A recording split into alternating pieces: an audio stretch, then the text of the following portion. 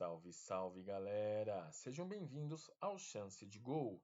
E hoje, sabadão, dia 18 de maio, vamos falar sobre o Campeonato Brasileiro da Série A. Como todos já sabem, a CBF adiou a sétima e a oitava rodada da competição. Nós vamos falar para vocês sobre os jogos que foram adiados nesta sétima rodada. Vamos passar a tabela de classificação atualizada hoje até o fim da sexta rodada para você saber em que posição está o seu time de coração até o momento da paralisação. Vamos passar para vocês também a nota da CBF que divulgou aí sobre a paralisação e prestar uma homenagem ao mestre da narração esportiva que nos deixou esta semana. Mas antes de mais nada, gostaríamos de falar para vocês que só aqui no Chance de Gol nós falamos tudo sobre o Campeonato Brasileiro da Série A, B, C, D. Falamos sobre a Copa Libertadores da América, sobre a Copa Sul-Americana, Copa do Brasil, entre outras competições. Mas agora, galera, chega de delongas e vamos ao que realmente interessa. Em nota divulgada na noite desta quarta-feira, dia 15, a Confederação Brasileira de Futebol, CBF, comunicou a interrupção temporária do Campeonato Brasileiro. A medida atende a um pedido do Grêmio Internacional e Juventude, que encaminharam por intermédio da Federação Gaúcha uma solicitação oficial à entidade máxima do futebol brasileiro. Com a decisão, as rodadas 7 e 8 da competição da Série A foram adiadas, apesar da divergência de 5 clubes. Originalmente, a CBF havia convocado o Conselho Técnico da Série A para uma assembleia extraordinária no dia 27 de maio, quando uma votação sobre a possibilidade de suspensão da competição seria realizada. No entanto, diante do apoio da maioria dos clubes, a entidade optou por anunciar nesta noite o adiamento das duas próximas rodadas. Vejam a nota da CBF. Nos últimos dias, o Brasil se viu radicalmente afetado por uma tragédia ambiental sem precedentes na história, que impactou diretamente milhões de pessoas no estado do Rio Grande do Sul e, por conseguinte, o futebol praticado no Brasil. Nesse sentido, não se pode olvidar que o esporte e a sociedade caminham concomitantemente, não podendo se separar ainda mais em um momento tão difícil para a população brasileira. Sendo assim, a CBF, como entidade nacional de administração do desporto, se solidariza com cada vítima desse evento catastrófico, ressaltando que está empreendendo todos os esforços no âmbito nacional e internacional que estão ao seu alcance para colaborar com o povo gaúcho nesta drástica crise através de ações e iniciativas sem prejuízo de outras que ainda serão desenvolvidas caso necessário. A CBF informa também que a reunião do Conselho Técnico Extraordinário da Série A está mantida para o dia 27 de maio. Na conferência, os clubes vão deliberar sobre aspectos técnicos das competições, bem como a situação de registro e transferência de atletas, questões jurídicas com relação aos acessos às competições internacionais, como Libertadores, Sul-Americana e Mundial de Clubes, e questões de direitos de transmissão e patrocínios. Os presidentes das 10 federações com clubes envolvidos na competição também estão convidados a participar. As demais competições seguem sem alteração na programação, exceto os jogos dos clubes gaúchos, que estão suspensos até o dia 27 de maio.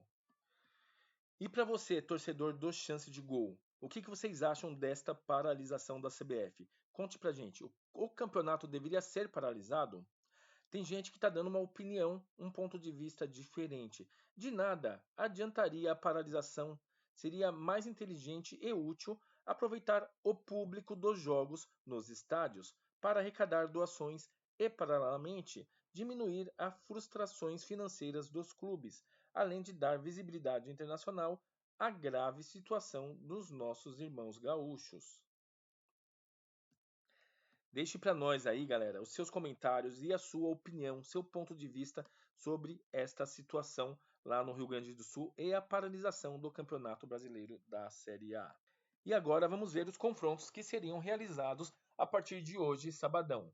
Teremos aí Vitória contra Atlético Goianiense, Fortaleza contra o Atlético Paranaense, O Vasco da Gama contra o Flamengo seria um clássico carioca. Criciúma contra o Palmeiras. Corinthians contra o Botafogo, outro jogão de bola. Fluminense e Juventude.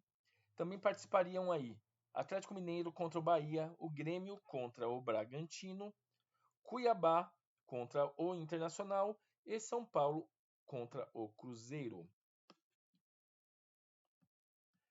E a tabela de classificação está da seguinte maneira. Em primeiro lugar, temos o Atlético Paranaense com 13 pontos. Em segundo, o Bahia também com 13 pontos. Em terceiro, o Flamengo com 11 pontos. E em quarto lugar, o Botafogo com 10 pontos. Esses clubes estão no G4, que se classificariam diretamente para a Libertadores da América. Em quinto lugar, o São Paulo com 10 pontos. Em sexto, o Cruzeiro com 10 pontos, tendo em vista que o Cruzeiro tem apenas 5 jogos realizados. São Paulo e Cruzeiro estariam se classificando para as qualificatórias da Libertadores. Em sétimo, o Atlético Mineiro com 9 pontos, com 5 jogos. Em oitavo, o Bragantino com 9 pontos. Em nono, o Palmeiras com 8 pontos. E em décimo lugar, o Internacional com 7 pontos, este com 2 jogos de atraso. Em oitavo lugar, em 11º lugar, temos o Fortaleza com 7 pontos em 5 jogos. Em 12º lugar, o Grêmio com 6 pontos em 4 jogos. Entre o sétimo e 12º lugar, Atlético Mineiro, Bragantino, Palmeiras, Internacional, Fortaleza e Grêmio se classificariam para a Copa Sul-Americana. Em 13º, temos o Vasco da Gama com 6 pontos em 6 jogos. Em 14º, o Criciúma com 5 pontos com 3 jogos de atraso. Em 15º lugar, o Juventude com 5 pontos em 2 jogos de atraso. Em 16º lugar, o Corinthians com 5 pontos. E o pior, o Corinthians completou todos os jogos, tem 6 jogos realizados. Em 17º lugar, na zona de rebaixamento, temos aí o Fluminense com 5 pontos em 6 jogos. Situação crítica para o Fluminense também, junto com o Corinthians. Em 18º lugar, o Vitória com um jogo e tem um jogo atrasado. Em 19º lugar, o Atlético Goianiense com 1 ponto e um jogo atrasado. E em 20º lugar, o Cuiabá, que perdeu as 4 partidas realizadas e tem 2 jogos atrasados. E essa é a nossa homenagem ao mestre da narração esportiva no Brasil. Nossa homenagem ao Silvio Luiz. As minhas primeiras memórias felizes no futebol estão mentalmente associadas à voz do Silvio Luiz. O primeiro passo para que a gente goste de alguma coisa é sentir prazer por ela. Quando a gente se diverte com algo, não precisa fazer força para querer mais. A gente passa a se interessar naturalmente. Sendo assim, desde muito menino comecei a curtir a futebol porque o Silvio Luiz me ajudou a entender o futebol. Suas frases e bordões não eram espécies de memes pré-modernos. Evidente que existia uma intenção de dar identidade e marcar a locução do narrador, mas também traziam consigo algo informativo. Eram recursos poderosos de comunicação. Na nossa mente, a gente ilustrava os bordões genialmente, simples e poderosos, mas entendia de uma forma muito interessante o sentido e as intensidades das coisas. Quando ele dizia que a bola entrará no gogó da Ema. Eu entendia subitamente que era um espaço milimétrico, inalcançável para o goleiro. Quando a bola batia no pau, eu entendia a constituição física do gol.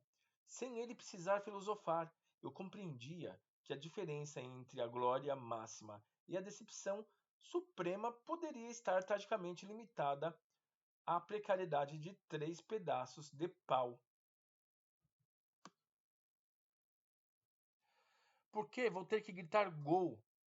Futebol é uma cobertura jornalística à imagem de estudo.